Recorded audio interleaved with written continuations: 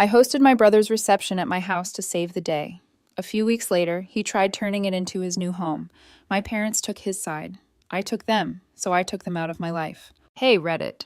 Figured I'd finally share the mess my family dragged me into this past year. It started with me agreeing to host something small for my brother's wedding, and somehow turned into them trying to take over my house, my patience, and my sanity. I'm not the type to post drama, but this one deserves its own chapter. Buckle up, because this is how I learned that sometimes family doesn't cross lines, they erase them. I, Tomika E. Fish, 28, female, build things that go to space for a living. Aerospace engineer sounds cool, but what it really means is long hours, constant problem solving, and living on takeout for years while trying to prove yourself. It paid off, though. Last year, I bought a 4-bedroom place in Northern California. Nothing insane, just clean, quiet, and mine. Every nail, every beam, paid for with my own work. My younger brother Jimmy, 25, male, is the total opposite. If I'm the one who plans 10 steps ahead, he's the one who trips over step 1 and somehow blames the stairs. He's been laid off twice already this year. Says the companies were toxic. Translation: he showed up late and expected promotions for existing. Mom and Dad, Robert and Patricia, still treat him like a genius in disguise who just hasn't been discovered yet. To them, Jimmy's potential is endless. Meanwhile, my achievements are expected. I get the classic, "You're so lucky you're smart" speech every family dinner, followed by a reminder that Jimmy just needs a break. I stopped arguing years ago. You can't debate logic with people who worship delusion. When Jimmy announced his engagement, I was honestly surprised anyone agreed to marry him. Her name was Heather. First time I met her, she was sweet, polite, called me such an inspiration. She even brought cookies. My parents looked like they'd won the lottery. She's perfect for Jimmy, Mom said. Grounded, responsible. Yeah, right. The first time I saw the way she looked at my house, I could tell she wasn't just seeing a home, she was seeing square footage. A week later, Mom organized a big engagement dinner at their place. Family everywhere. Jimmy walked in holding Heather's hand like he just invented love. I congratulated them genuinely. I might think my brother's a walking headache, but I don't root against family. Dinner started off normal enough until Mom smiled at me across the table. "Tomika," she said, "since you're doing so well now, maybe you could help your brother out a little with the wedding expenses." Fork halfway to my mouth, I froze. "Help how?" I asked, already knowing where it was going. "You know," she said, tone like it wasn't a loaded question. "Just chip in. It would mean so much. Family supports family." Jimmy grinned. "It's not a big deal, sis. We're just a little tight right now after the layoff." I set the fork down. "Mom, I'm not paying for the wedding." She blinked like I'd said something offensive. "It's not about paying for it. It's about being part of it. I'll show up, eat, clap, and go home. That's as part of it as I want to be." The table went silent for a second, the kind of silence that says everyone's waiting for me to back down. But I didn't. I worked for what I have. I added, "I'm not anyone's backup plan." Heather tried to smooth things over. "Of course, we totally understand. You've worked so hard and we'd never want to pressure you." The words were right, but the smile didn't match. That's when I realized she was good, really good, at reading the room. The rest of dinner was small talk, stories, jokes, everyone pretending the moment hadn't happened. But as the plates cleared, Mom leaned in again, with that casual tone she uses before dropping a bomb. "You know, Tomika," she said, "your backyard would be perfect for a wedding." I laughed, thinking she was joking. She wasn't. "Mom, my house isn't a venue."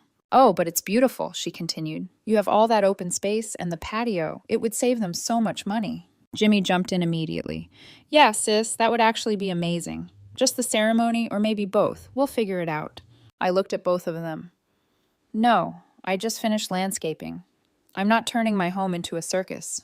Mom gave me that disappointed stare that used to work when I was a kid. "You're always so defensive. We're just talking." "Then let's stop talking about my house," I replied. That killed the conversation, at least for the night. When I finally got in my car, I sat there for a moment, watching the house lights behind me. Same pattern as always. Jimmy makes a mess. Mom and Dad hand him a mop, but I'm the one expected to clean it up. I thought about all the little money favors they'd hinted at over the years. "Just a loan, just a small help. You can afford it." and how I'd said no every time. Nothing changed. They just got more creative with the guilt. In my family, no isn't a boundary. It's an invitation to argue, and I was about to find out just how far they'd go. 2 months after that dinner, my phone started blowing up in the family group chat. Pictures of flowers, cakes, and table settings. Jimmy had big news. They'd officially booked a fancy local venue, some vineyard out by Napa. Everyone was hyping them up like they just landed a royal deal. Mom wrote, "So proud of you two for being responsible." Dad added, "See, hard work pays off." I didn't respond. For once, it looked like I was off the hook. Then 3 months later, I got a call from Mom. The tone said everything before the words even landed. "Honey, I don't know how to tell you this, but the venue fell through." I leaned back in my chair. "Fell through how?" "Well," she started. "Apparently the deposit got messed up. The owner double booked them or something." I could already smell the lie through the phone. "So they're getting their money back?" "Not exactly." There was a pause. "There was a misunderstanding," she said, drawing out the last word. "Anyway, they've lost the spot and can't afford another one. Poor things are devastated." I didn't say anything. There was another pause, and then the real reason for the call came out. "Tamika, we were thinking—" "No," I cut her off. "You don't even know what I was going to say." "You were going to say I should host the wedding at my house." "Well, maybe just the reception," she said softly, like that made it better. "You'd really be saving the day, sweetheart." I rubbed my forehead. "Mom, no, I'm not turning my property into a wedding hall." "Just one night," she pleaded. "You have the space, and it would mean so much to Jimmy. He's been having such a hard year with that layoff and everything. You've got to have some compassion." "Having compassion doesn't mean giving away my house," I said flatly. But she wasn't giving up. Within an hour, I had missed calls from Dad, 2 aunts, and even my uncle, who never calls anyone. The script was the same. Family helps family. You'll only regret it if you say no. Don't be stubborn. By the next day, Jimmy texted me himself. "Hey, sis. I wouldn't ask if I wasn't desperate. We already sent the invitations. I'll pay you back for any damages, promise." That part made me laugh. Jimmy promising to pay anyone back was like a goldfish promising to stop swimming. I ignored him for a full day. The next evening, Mom called again. "Please, Tamika, think of Heather. Her family already booked flights. This would break her heart." And that's how it always worked. Make it emotional. Make it my responsibility. After 2 straight days of begging, guilt, and emotional blackmail, I caved. But on my terms. "Fine," I told Jimmy. "You can have the reception here. Not the ceremony, not a week-long setup, just the reception. And there are rules." "Anything, sis," he said instantly. Way too fast. "Maximum 100 guests," I started. "Ends at 10 p.m. sharp because of the noise ordinance. No one goes inside except to use the bathrooms. You pay for cleanup, rentals, and liability insurance. If anything gets broken, you fix it immediately." He hesitated for a second, but then said, "Deal. You're seriously the best, sis. Heather's going to freak out." Yeah, I bet she would. The next afternoon, I heard the doorbell. Heather stood there all smiles. "You're a lifesaver, Tamika. Seriously, you saved our wedding." She walked through the living room like a real estate agent, complimenting everything, but somehow making it sound like she owned it. "You've done such a great job with this place. The backyard's incredible. If we just add a few lights and maybe clear out some of the patio furniture, it'll be perfect." "Nothing's getting cleared out," I said. "You'll have plenty of space." "Oh, I didn't mean permanently," she said quickly, smiling too big. "Just for the night, for photos." "Heather, I work in aerospace. I plan every inch of my space carefully. So the answer's no." She laughed like it was cute that I said no. "You're funny." I wasn't joking. Jimmy wasn't any better.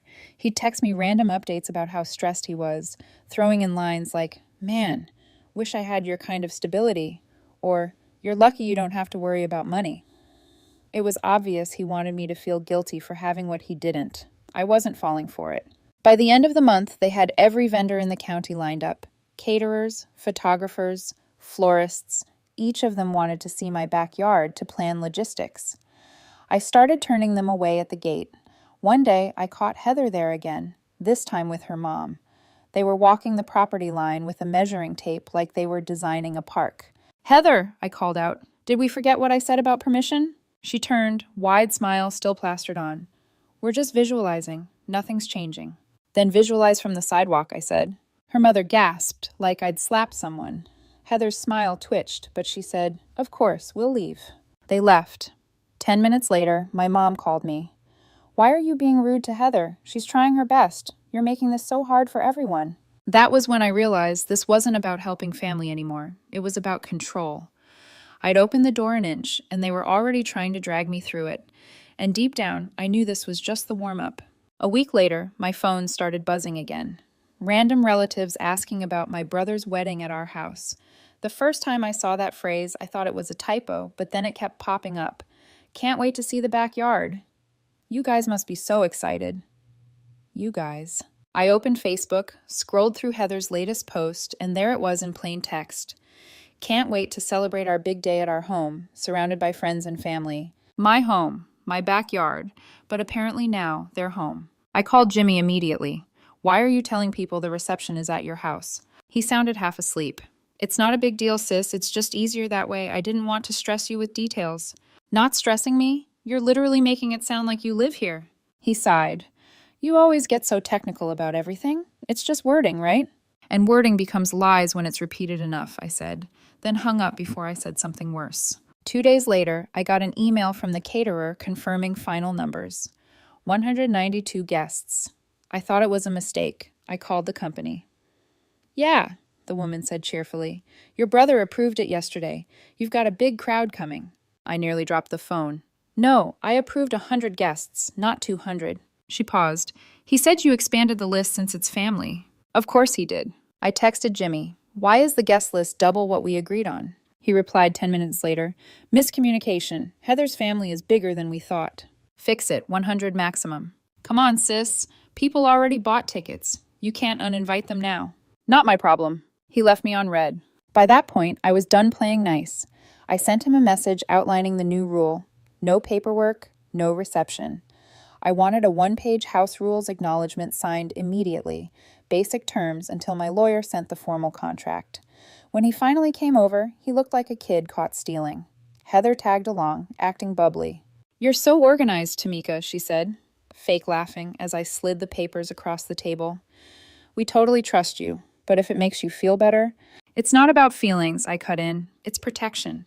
If someone breaks something or gets hurt, I'm not getting sued." Jimmy signed reluctantly, but I could tell he hated every second. It wasn't the legal contract, just my house rules until the real one was drafted. And it was the last bit of mercy I planned on giving. The following weekend was a family dinner at my parents' house. I went because I was tired of being painted as the villain. When I arrived, Mom was already setting out extra plates, cheerful as ever. "I'm so glad you came. Maybe we can all just relax tonight."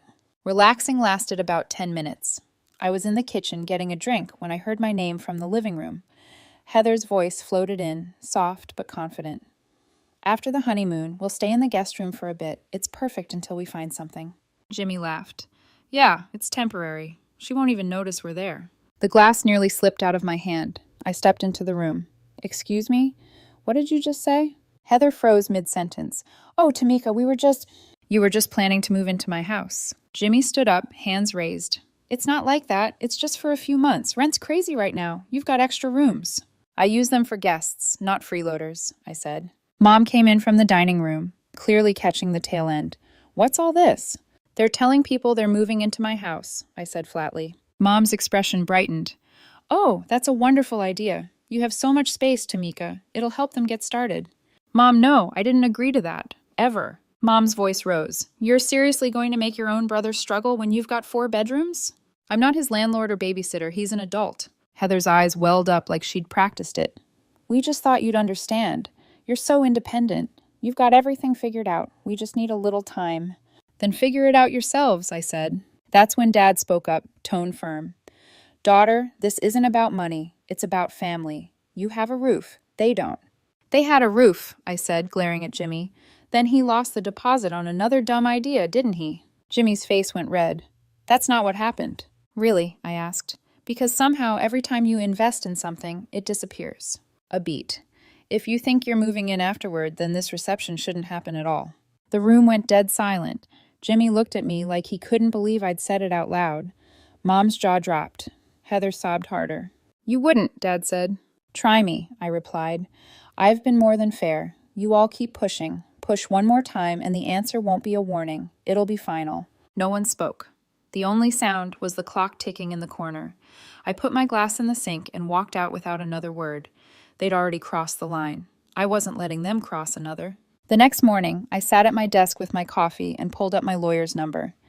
If my family wasn't going to respect boundaries out of decency, then I'd make sure they respected them legally.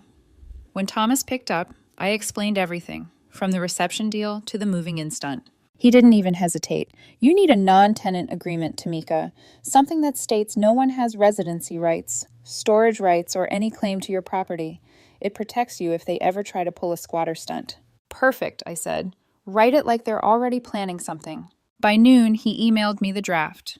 It was exactly what I needed. Short, clear, and impossible to twist. It didn't even need their signatures to take effect, but I printed 2 copies anyway, just to make the point. When I offered it later, they refused to sign, which honestly just confirmed why I needed it in the first place. 1 copy went to my lawyer, 1 stayed in my records, and I left it at that. I figured maybe the family dinner blow-up had done its job. For 3 days, silence. No calls, no texts, no guilt trips. It almost felt like peace. But in my family, peace never lasts. By the weekend, it started again. Mom showed up unannounced, standing in my driveway when I pulled in from work. Her eyes were red like she'd been crying. Dad leaned against the car next to hers, arms crossed, waiting for backup. I hadn't even gotten out when she started. Tamika, honey, please don't cancel the reception. I didn't cancel anything. She wiped her eyes, ignoring that. Jimmy is heartbroken. Heather's family already bought flights. You can't do this to them. Mom, they tried to move into my house without permission. That's not a small thing. You're making this harder than it has to be, Dad said. It's one evening, Tamika. Don't let pride ruin the family. It's not pride, I said. It's boundaries, something you've never respected. Mom sniffed. You used to do anything for your brother? What happened to that Tamika? She grew up, I said, and unlocked the door. Dad scoffed. You think you're better than everyone just because you have a degree and a mortgage? No, I said, turning back. I think I'm smarter for learning from your mistakes. That's the difference. His face tightened, like I'd said something unforgivable. Mom broke down crying, saying I was heartless and forgetting where I came from. Where I came from, I said slowly, is the same place you keep trying to drag me back to. Chaos. I walked inside, locked the door, and left them standing there. I could still hear Mom crying through the door, telling Dad I'd lost my soul. An hour later, my phone buzzed with a text from Jimmy. Mom said you're going too far. I told her you'd come around once you cooled off. We're family. You don't need lawyers for family. I didn't even respond. I forwarded that message to my lawyer and said, make the agreement ironclad. That night, I sat on the back patio staring at the pool lights, thinking how different everything had become. For years, I'd worked nonstop, saving, grinding, building, while Jimmy coasted and everyone called him the dreamer. Now, when I finally had something solid, they wanted to claim it like I was holding it for them. I was done. The next morning, I made a list, physical boundaries and digital ones. I called my locksmith to schedule a full lock replacement. I set up consultations for a new security system. If they were going to test me, I'd make sure the answer was no in every way possible. The house got a quiet energy that day. Not empty, not lonely, just secure. For once, I felt like I was in control of my own life again. That afternoon, Mom called again. I almost didn't answer, but something told me to pick up. She jumped straight in. Tamika, your father and I talked. We think you should give this one more chance. Don't cancel, please. Jimmy's been through enough with his job loss. You don't understand how hard it's been for him. Mom, I've been through hard times too, I said. I just didn't make everyone else pay for them. Why are you so cold? She asked. You used to be so generous. Generous doesn't mean blind, I said. There was a long silence before she whispered, You'll regret this one day. I hung up. By the end of the week, I had the non-tenant agreement signed on my end, the locksmith scheduled, and a delivery date for my new cameras. I wasn't waiting for permission anymore. They were trying to see if they could bend me again, make me that same quiet, compliant daughter who said yes to keep the peace. But peace built on guilt isn't peace. It's manipulation. No more verbal deals. No more trusting their word. If this reception happened, it would be on my terms, locked, monitored, and legally protected. They thought they were testing my patience. They didn't realize I was already testing them, and I was done giving second chances. 1 week before the reception, I decided to end the waiting game. I sent Jimmy a message that morning. I need the final lawyer-drafted contract signed by you and Heather, the liability insurance certificate naming me as additional insured, and the final guest list by tomorrow. No documents, no event. He read it right away, but didn't reply. Typical. I waited until noon, then called. He didn't answer. Hours later, Heather texted instead. Tomika, please don't make this harder. This is supposed to be the happiest time of our lives. I stared at the message for a while before typing back. Then follow the rules you agreed to. The next morning, things went from annoying to absurd. Around 10, my office receptionist buzzed me on the intercom. Tomika, there's a woman here asking for you. Says she's your mother. I froze. You're kidding. I wish I was. She's crying and yelling something about a wedding. I rushed to the lobby. There she was, eyes red, clutching her purse like it was part of her act. The entire front desk staff was staring. Mom, what are you doing here? I hissed quietly. I had no choice, she said, loud enough for everyone to hear. You're tearing this family apart over a piece of paper. Mom, we're not doing this here, I said through gritted teeth. Then where, Tomika? You keep shutting us out, she snapped. You're making the whole family look bad. Security approached before I could answer. My boss appeared behind them, silent, but watching. I leaned close and said quietly, This isn't love, it's control. You hate that you can't pull my strings anymore. I steered her outside, opened her car door, and said, Go home, I'll handle this. When I got back inside, my boss just shook his head. Family drama? Yeah, I muttered. The Olympic version. He chuckled. Take care of it. Don't let it mess with your work. I won't. That night, Dad showed up at my door. No warning, just knocking like he owned the place. I opened the door halfway, blocking the entrance. Daughter, he sighed dramatically. I came here woman to woman. I raised an eyebrow. He corrected himself. I came here to talk sense. You need to end this nonsense and stop humiliating your family. Setting boundaries isn't humiliation, I said. He crossed his arms. Keep acting like this and don't expect to be in the will. I actually laughed. What will? The one you already spent helping Jimmy start those failed businesses? His face reddened. You're out of line. No, I said calmly. I'm just finally telling the truth. By now, I was completely numb to the theatrics. Every time I stood firm, they escalated. They didn't want peace. They wanted control. 2 days later, an email from Jimmy. No apology, no greeting, just attachments. The fully executed contract and the insurance certificate. Finally. Maybe now I could relax. Nope. 10 minutes later, my phone started buzzing nonstop. Jimmy had sent a mass family group text. Despite Tomika's threats and constant mistrust, we've agreed to her strict demands just to keep the peace. It's sad that property and paperwork mean more to her than family, but we'll go along. Within minutes, replies started pouring in. Tomika, really? This is disappointing. You've changed. You're doing the right thing. Don't let them guilt you. Half the family turned against me. Half supported me. It was chaos. I let the chat spiral for about 10 minutes, then replied once. I'm providing my home for free, covering utilities, and taking legal responsibility for 100 guests. The only thing I asked for is respect and protection for my property. If that makes me heartless, so be it. I left the chat after that. No more arguing. A cousin texted privately. You handled that like a boss. Everyone's talking about it. Good, I replied. Let them.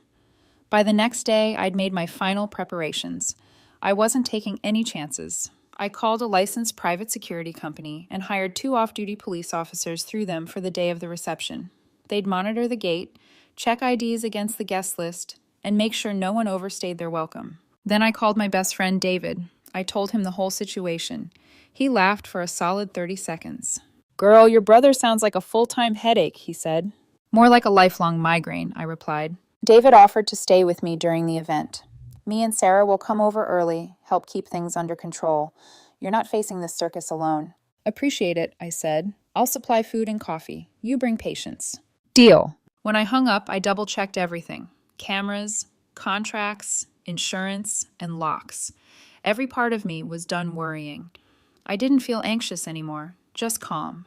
The kind of calm you get when you've already accepted the outcome. I knew one thing for sure. Whatever happened next, it would be the last time anyone tried to cross me in my own home. The morning of the reception started earlier than I wanted. I woke up at 6:30 to the sound of voices in the backyard. Vendors. They weren't supposed to show up until 9. When I walked outside, 3 delivery trucks were already parked along my driveway, and half a dozen people were unloading equipment like they owned the place. "Who told you to start now?" I asked the man, dragging tables across the lawn. Heather," he said. "She said the homeowner approved early setup." "Yeah," I said, "the actual homeowner didn't." He blinked. "So, should we leave?" "You can leave the equipment and come back at 9 like your contract says." They shuffled awkwardly, muttering something about bridezillas. I didn't care. By 8 my best friend David arrived with his wife Sarah. They brought coffee and backup energy. "Morning, Captain Calm," David joked, setting down a box of muffins. "Ready for the circus?" "Circus started 2 hours early," I said, pointing toward the yard. He looked outside and whistled. "Yeah, that tracks. You'd think they were setting up Coachella."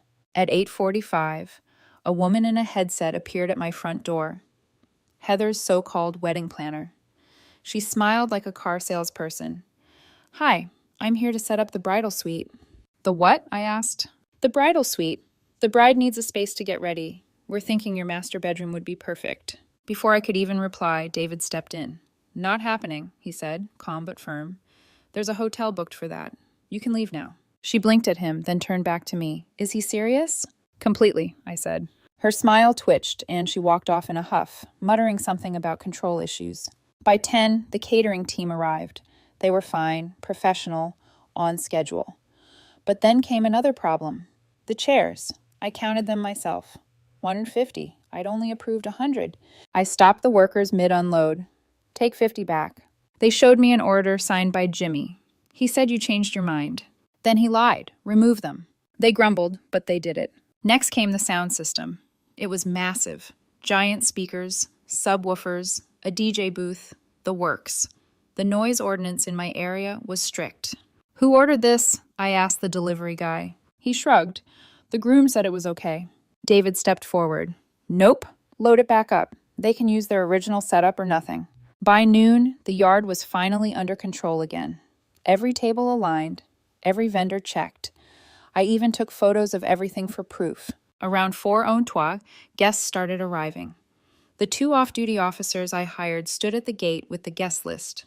They turned away anyone not listed. You could hear the grumbling from across the lawn.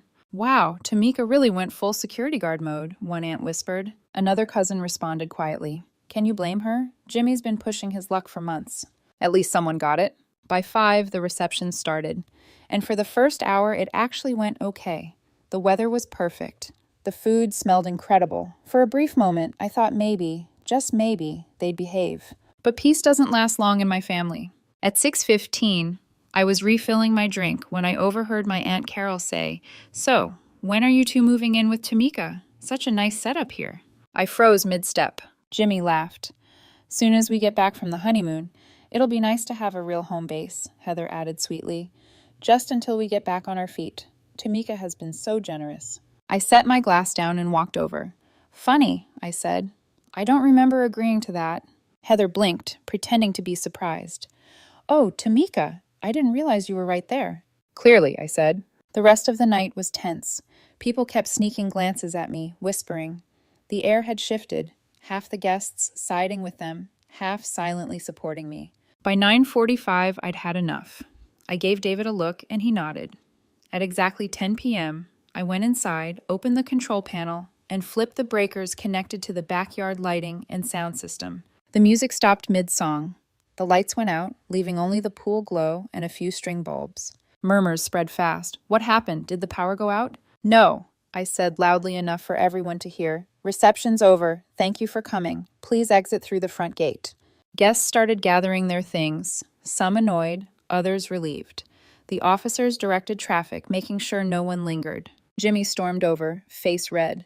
"Are you serious right now? The party's not even done." "It ended at 10, I said calmly. "That's what you signed." Heather's eyes filled with angry tears. "You made us look like fools in front of everyone." "You're lucky I hosted it at all," I said. Jimmy opened his mouth to argue, but I held up a hand. "Don't. Just leave." They glared at me for a moment before walking away, Heather muttering something under her breath. By 10:30, the backyard was empty except for me, David, and Sarah. The cleaning crew arrived quietly, working fast under the dim lights.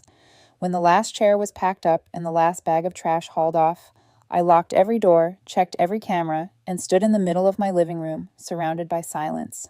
The house finally felt like mine again. I knew one thing. They weren't done testing me. but neither was I. 2 weeks later, I was at home finishing up some reports when I heard the sound of an engine outside, a deep, heavy rumble that didn't belong on my quiet street. I looked out the front window and froze. A U-Haul truck was backing into my driveway. Behind it, my parents' car. And there they were, Jimmy and Heather, climbing out like they owned the place, boxes already stacked on the curb. I didn't even feel surprised, just tired. By the time I stepped outside, they were already unloading. Heather pointed toward the garage, all smiles. We're just putting a few things in here for now. Temporary storage while we find a place. Jimmy gave a nervous laugh. Yeah, sis, we just need a couple of weeks. Stop, I said flatly. You're not storing anything here. I looked at all of them. 4 people standing in my driveway like I was the unreasonable one. You knew this was coming, didn't you? I said to my parents. You came here as backup. Mom looked guilty for a second, but covered it quickly. We just didn't want another fight. Let them put their things down, then you can talk like adults. Here's me talking like an adult, I said. Get the boxes back in the truck. Right then, a familiar car pulled up. David got out, followed by my lawyer, Thomas, holding a folder. I hadn't called them that morning. They'd been planning to stop by anyway to finalize some paperwork. The timing couldn't have been better. Thomas walked straight up to Jimmy and handed him a letter. Mr. Fish, this is a formal trespass notice. You have no legal right to occupy or store property here. Any refusal to leave will result in police intervention. Heather's smile dropped immediately. You're joking. Thomas adjusted his glasses. I'm not. Jimmy looked at me like I'd betrayed him. You actually called a lawyer for your own brother? I called him because I know exactly what you're capable of, I said, and I'm not falling for it this time. Heather's voice started rising. We have nowhere to go. You're heartless. No, I said calmly. I'm prepared. For a few seconds, nobody said a word.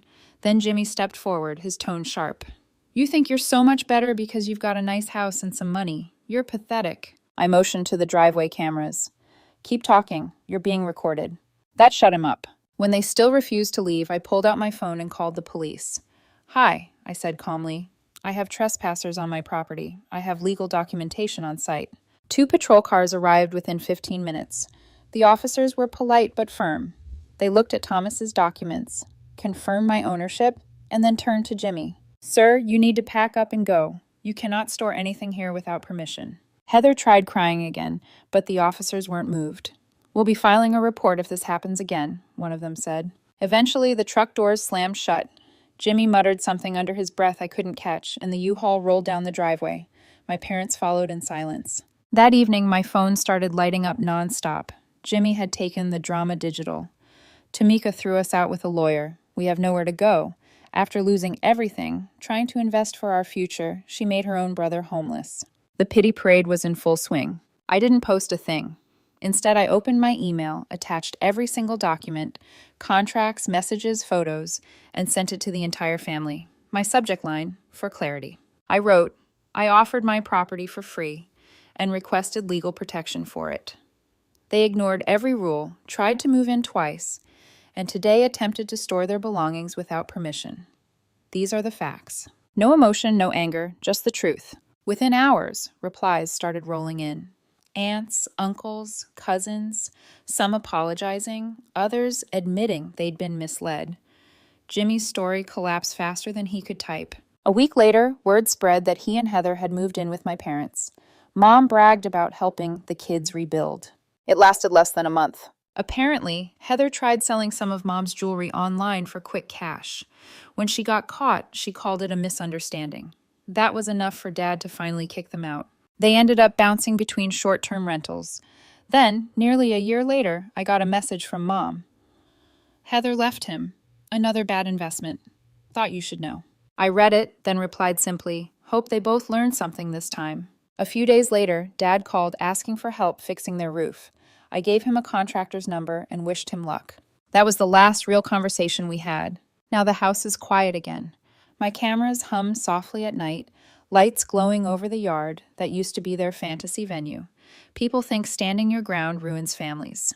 It doesn't. It just shows who was standing with you and who was standing on you. And for the first time, I'm standing exactly where I belong,